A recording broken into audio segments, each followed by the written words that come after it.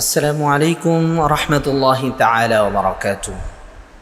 প্রিয় দেশ এবং দেশের বাহির থেকে যারা দেখছেন এবং শুনছেন সকলকে আন্তরিক শুভেচ্ছা ও অভিনন্দন জানাচ্ছি। আজকে আপনাদেরকে এমন একটি আমল শিক্ষা দেব যে আমলটি করার পরে তার সম্পদ বাড়তেই থাকবে এবং এটি একটি কোরআনের আয়াত, এটি কোনো দোয়া না, সরাসরি কোরআন থেকে বলবো।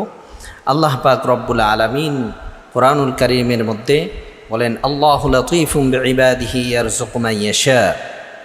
এটা যদি কেউ পড়ে, অর্থ হচ্ছে আল্লাহ তাআলা নিজের বান্দাদের প্রতি মেহেরবান করেন, তিনি যাকে ইচ্ছা রিজিক দান করেন, তিনি প্রবল পরাক্রমশালী।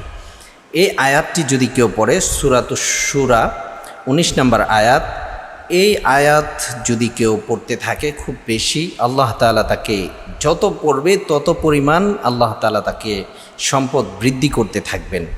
এই আমলটি প্রতিদিন সকালে যদি কেউ 70 বার পড়ে তাহলে তার রিজিক বাড়তেই থাকবে।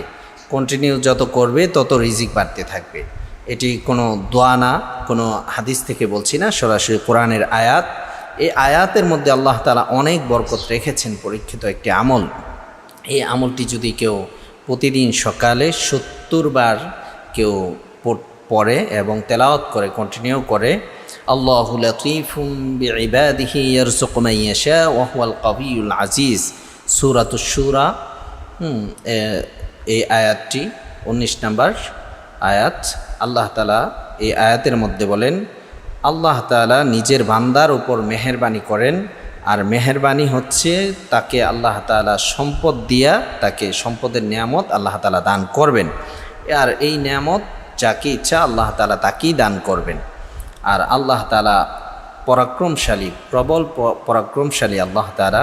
তো এই আয়াতটি প্রতিদিন আমরা যদি 70 বার পড়তে পারি তাহলে আশা করা যায় যে অবশ্যই আল্লাহ তাআলা আমাদের সম্পদের মধ্যে বরকত দান করবেন এবং সম্পদ বাড়তে থাকবে। যত এই আয়াতটি পড়তে থাকবে তত সম্পদ বাড়তে থাকবে।